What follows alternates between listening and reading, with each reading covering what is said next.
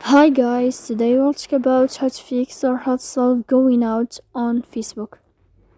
To know how to fix or how to solve going out on Facebook app, you should just go to settings. Here you can click apps, default apps, app settings.